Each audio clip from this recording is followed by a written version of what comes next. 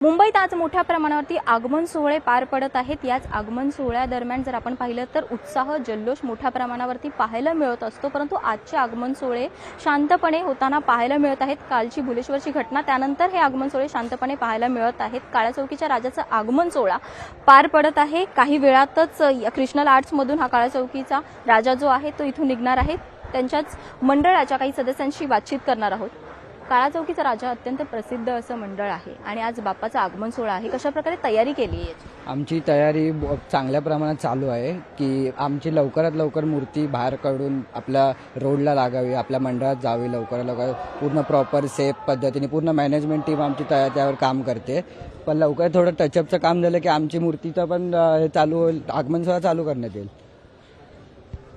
गणपती बाप्पाबद्दल खरं तर सर्वांनाच आगमन सोहळ्याबद्दल देखील आकर्षण असतं, परंतु कालची जी भुलेश्वरची घटना पाहिली अत्यंत मनाला हेलावणारी अशी ही घटना होती।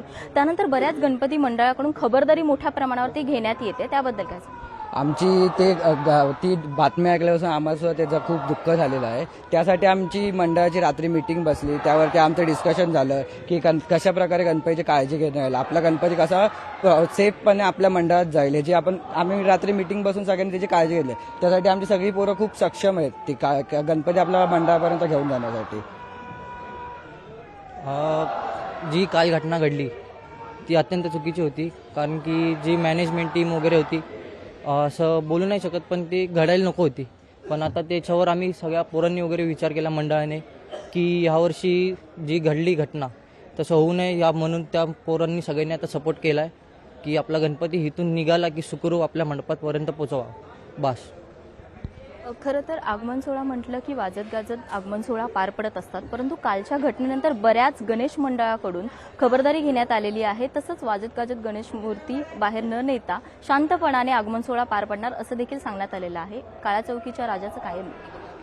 आम्ही पण जास्त असं गाजावाजा नाही करणार, आम्हाला पण त्या गोष्टीचं दुःख आहे, त्यामुळे आम्ही जास्त एवढं काय वाजवणार नाही। फक्त नॉर्मल आपल्या गणपतीला मानवंदन फक्त दाखवायची, त्यामुळे जे आलेत आपल्यासाठी समोरून गणपती वाजवायला त्यांना दुखवायचं नाही म्हणून फक्त थोडंसं हे करणार, बाकी काही नाही। जास्त मोठा गाजावाजा पण नाही आमचा पण। काळा चौकीच्या राजाचं काही वेळातच आगमन सोहळा पार पडणार आहे, परंतु आपण पाहतोय मुंबईतली भुलेश्वर इथली कालची घटना जी आहे त्यानंतर आता बऱ्याच गणेश मंडळांकडून ही निर्णय घेण्यात आलेला आहे हा की गणपती आगमन सोहळ्याच्या दरम्यान वाजत गाजत मिरवणूक न काढता शांतपणाने मिरवणूक काढण्यात यावी असा जो निर्णय आहे बऱ्याच गणेश मंडळाकडून मुंबईतल्या मोठ्या गणेश मंडळाकडून घेण्यात आलेला आहे। व्हिडिओ जर्नलिस्ट राजेश मनियारसह स्नेहा जाधव, लोकशाही मराठी, मुंबई।